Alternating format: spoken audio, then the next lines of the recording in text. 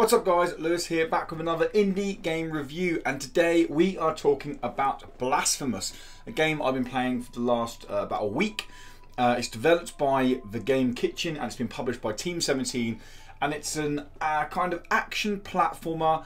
The best way to describe this one is a 2D Souls-like game, and we're going to be really chewing the fat on that in this review.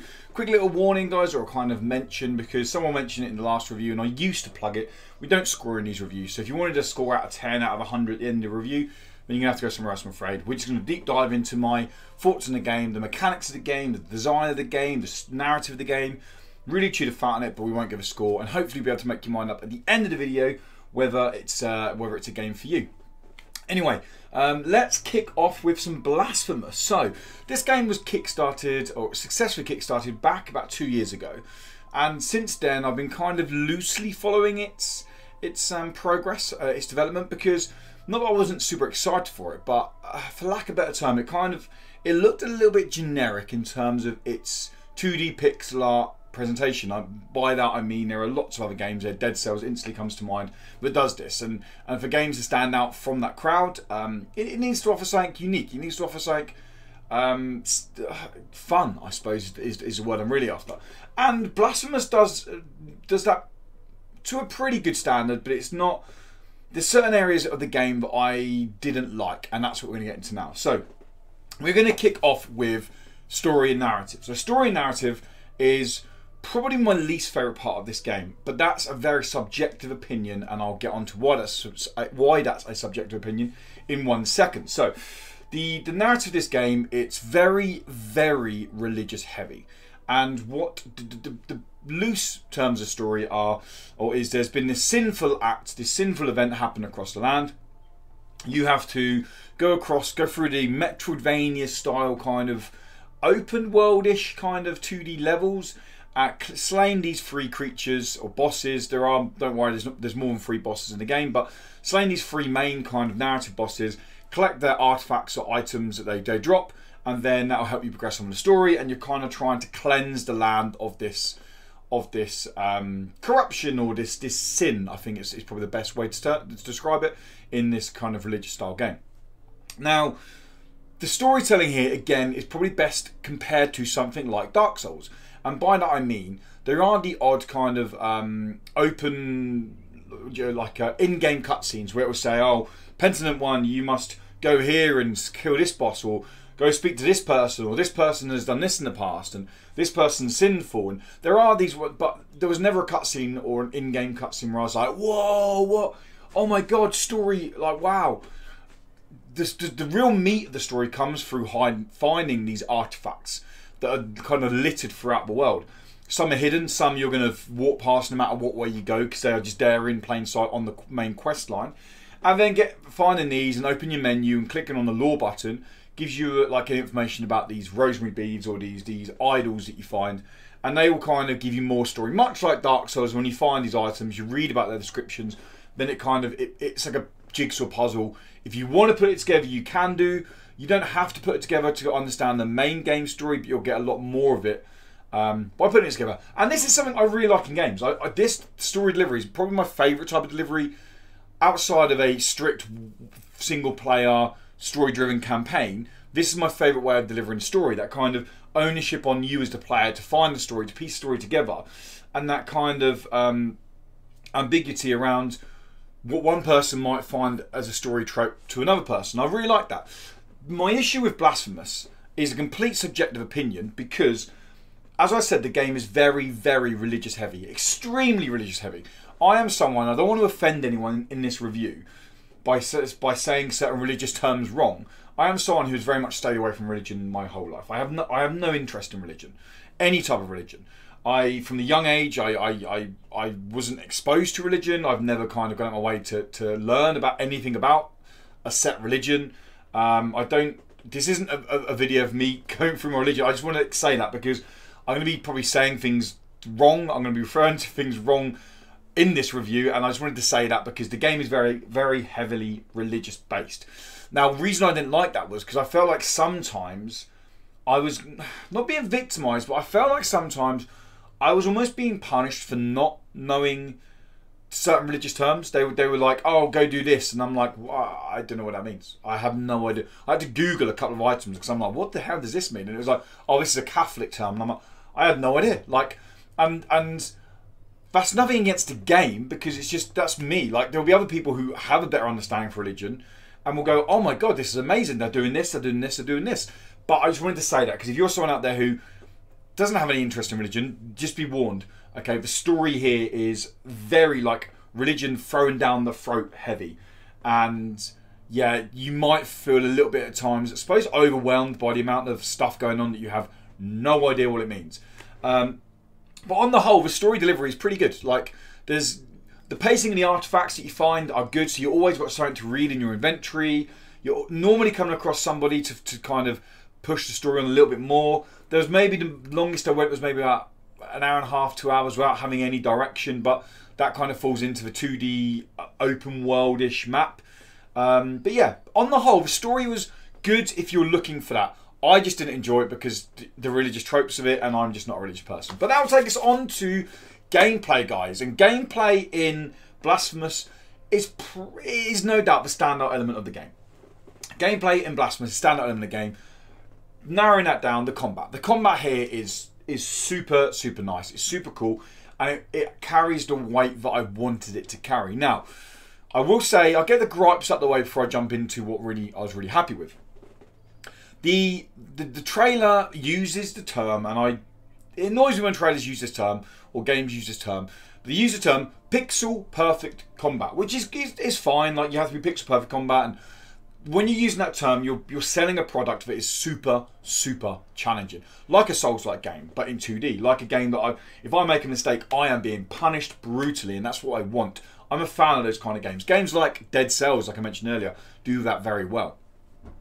Blasphemous isn't actually as challenging as it first appears. It's not an easy game. By no means is it an easy game, but it is not a brutally challenging game.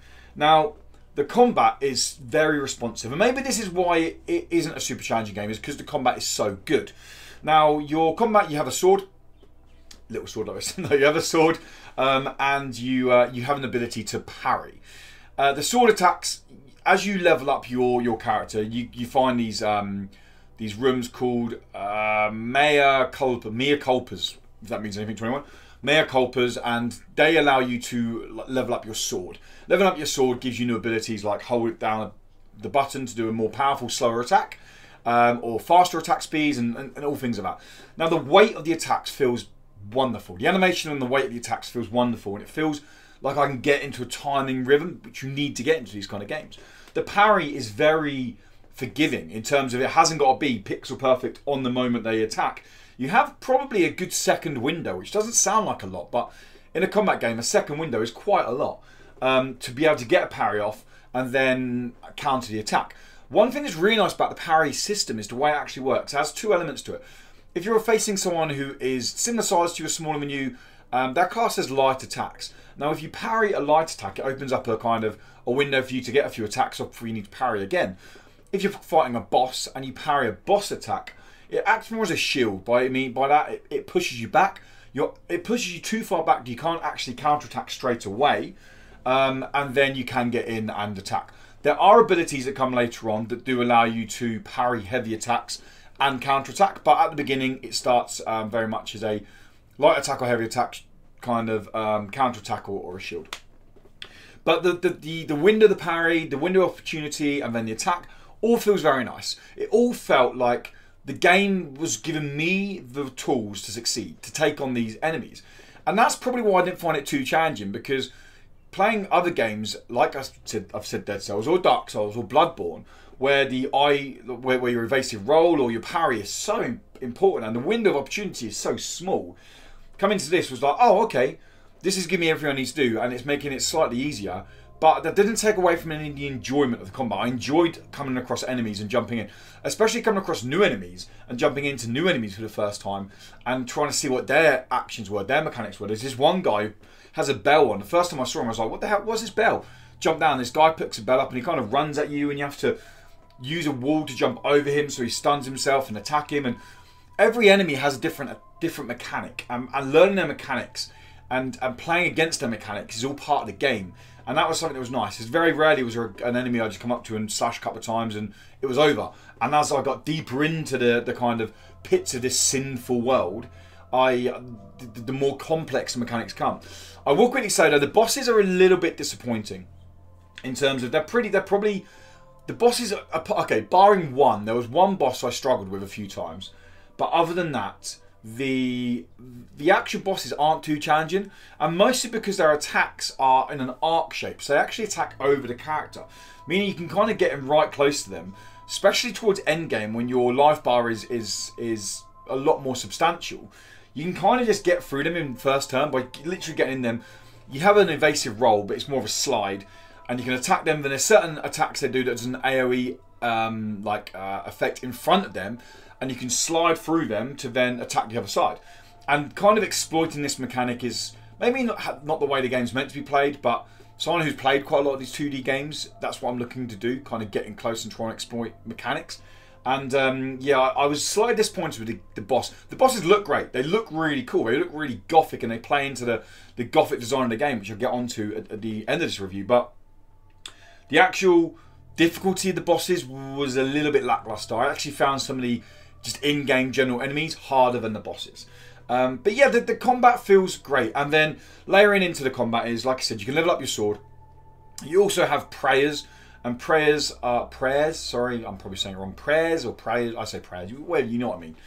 Which are kind of abilities, but I played on a gamepad, which I recommend, binded to LT on an Xbox gamepad. And they are like abilities you can do. You have to use effectively mana on your bar, and by using one of these, there are different ones. For example, the first one you get sends this like wave of blue energy around the walls and the floors, and anything that's on the floor or the ceiling gets damaged. Then you have one that kind of speeds up your attack speed. You have one that does more damage. You have one that does like a shock effect around you and stun effect. And yeah, these prayers, like layering the prayers into layering up your sword, into also finding, I'm going to call them divine blessings. I'm pretty sure that's not what they're called. They're like runes or not artifacts, but whatever you want to call them. And these are passive abilities. You attach these onto your sword. And the higher level your sword is, the more of these you can attach. And these do things, again, like increase attack speed. These do things like new attack animations.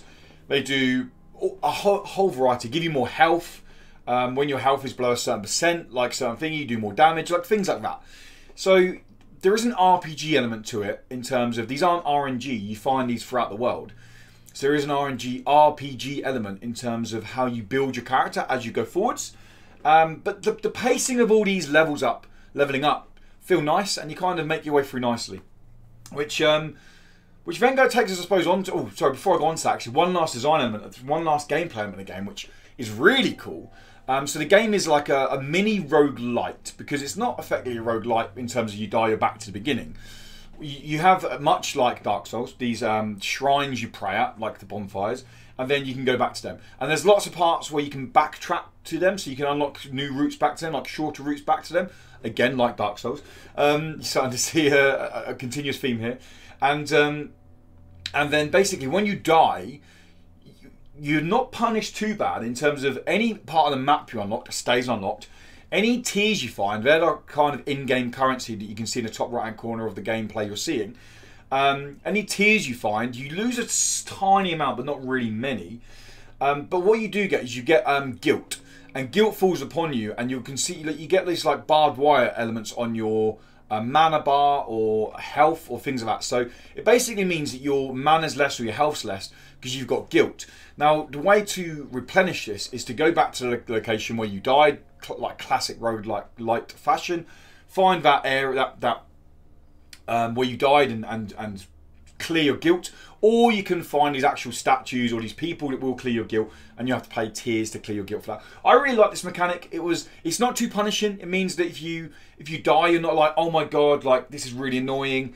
I can't believe I just died and I've lost all this stuff. Like, you've kept pretty much everything. You're just making it slightly harder for you next time round. But yeah, I really like this mechanic. And it takes on to the design.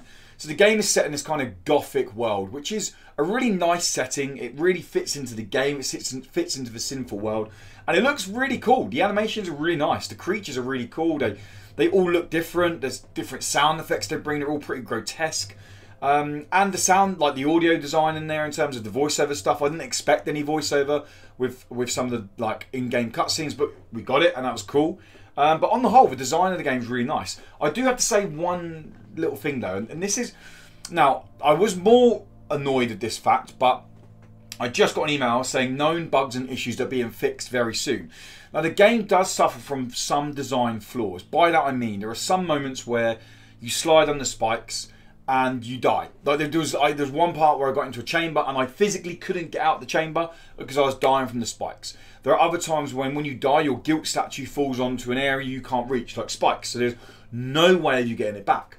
Some of the combat was a little bit inconsistent. Like my attacks would actually go through an enemy, and it was just very frustrating. There was another example, jumping onto platforms. Some platforms, the hitboxes didn't go all the way to the edge of the platform, and on a pixel perfect action platformer, that needs to be the case. Like I need to be pixel perfect, and that built on frustration. This wasn't too common throughout my like 12 hours, just over 12 hours in the game. That wasn't too common. Probably less than 10 times it happened overall. But when it did happen, and I had to go back like 20 minutes progress because I died on some spikes and it wasn't my fault. It was seriously frustrating. But I literally got an email this morning saying that these are known issues and all the issues I had with this were listed in there, and the devs are fixing it. So I did experience them in my version of the game. Now I don't know if they will be fixed by day one of the game launching or the game releasing, which is the 10th of September, tomorrow as of this video going live. But yeah, it was frustrating, but getting that email, the devs understanding these are issues in the game. I have to stress as well, I was playing a pre-release version. Obviously, there will be a 1.0 patch. But anyway, that was stuff that did leave a bit of a sour taste in my mouth. But on the whole, as much as it was frustrating dying these times, I actually enjoyed the game more. The enjoyment of the game and playing through the game outweighed the frustration of these little bugs, which I'm now found out are being addressed and being fixed. But anyway, that's kind of gone through Blasphemous as a game. So wrapping up, guys, story wasn't my favourite, but then that's just because I don't like the religious angle on the story, and it's not saying that devs shouldn't have done a religious angle on the story. They're entitled to do whatever the hell they want, and there'll be people out there who will love the religious angle on the story. And in hindsight, the religious angle really plays into the gritty, dark, gothic kind of style world. It is this kind of, yeah, for lack of a better term, anti-Christy world. I don't know if that's an incorrect term I'm using there, but that's the vibe I got from some of the enemies, some of these kind of hellish, gruesome enemies that are popping up and I was fighting against. Yeah, so just be warned. But then again, I didn't go into this game as a story game. I didn't sit down to play Blasphemous, go, I cannot wait to play through the single-player story game. I played it because I like these kind of challenging 2D action platformers, and although it's not as challenging as I would have wanted, it is still it still carries some weight to its difficulty. Yeah, so on the whole, I really enjoyed the game. This combat is standout. It's very nice. It's weighty. It feels great.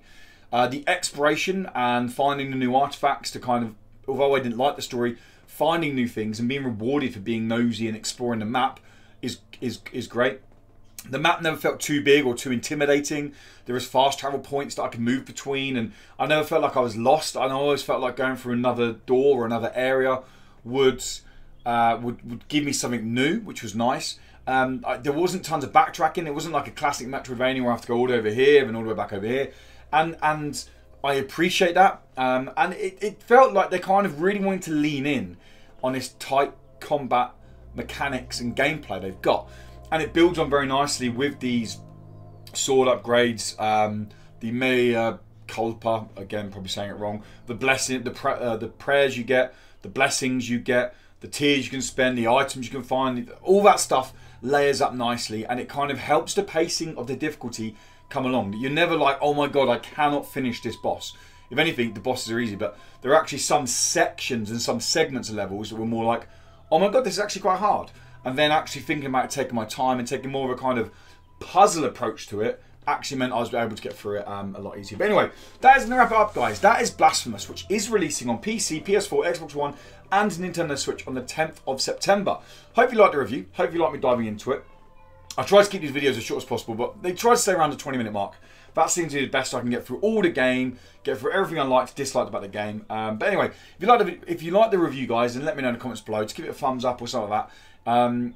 If you didn't like the review, then I'm sorry that you feel like you wasted 20 minutes of your life. But yeah, I can only apologise. But anyway, guys, thank you for stopping by. Thank you for checking the video out. Until next time, have a great day, morning, evening, whatever it is, where you guys are. And until then, goodbye.